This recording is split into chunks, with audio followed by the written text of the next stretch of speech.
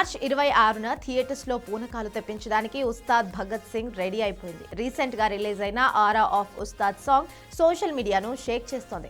అయితే ఈ cinema promotions కోసం డైరెక్టర్ హరీష్ శంకర్ స్పీడ్ పెంచారు. తాజాగా ఆయన వైజాగ్ లోని గీతం యూనివర్సిటీకి వెళ్లి అక్కడ స్టూడెంట్స్ తో చేసిన హంగామా మామూలుగా లేదు.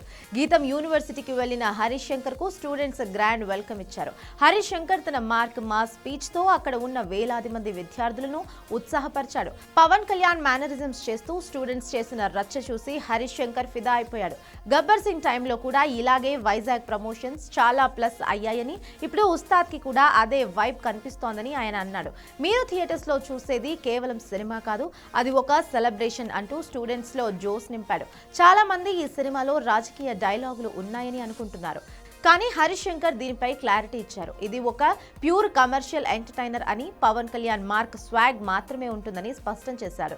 రీసెంట్ గా రిలీజ్ చేసిన హ్యాట్ లుక్ పోస్టర్ గీతం స్టూడెంట్స్ కు చూపిస్తూ ఇది జస్ట్ శాంపుల్ మాత్రమే, సినిమాలో పవర్ స్టార్ విశ్వరూపం చూస్తారు అని చెప్పాడు. డిఎస్పీ ఇచ్చిన బీట్స్ థియేటర్స్ లో సౌండ్ బాక్సులు పగిలిపోయేలా ఉంటాయని హామీ ఇచ్చాడు.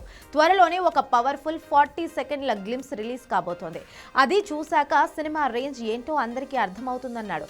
మార్చ్ 26, 2026న ప్రపంచవ్యాప్తంగా గ్రాండ్ గా రిలీజ్ కాబోతున్న ఈ సినిమా ఓటీటీ హక్కులను సుమారు 80 కోట్ల నెట్ఫ్లిక్స్ దక్కించుకుందని టాక్ నడుస్తోంది. మరి మీరు పవర్ స్టార్ పవన్ కళ్యాణ్ ఉస్తాద్ భగత్ సింగ్ కోసం ఎంత ఈగర్ గా వెయిట్ చేస్తున్నారో కామెంట్ చేయండి.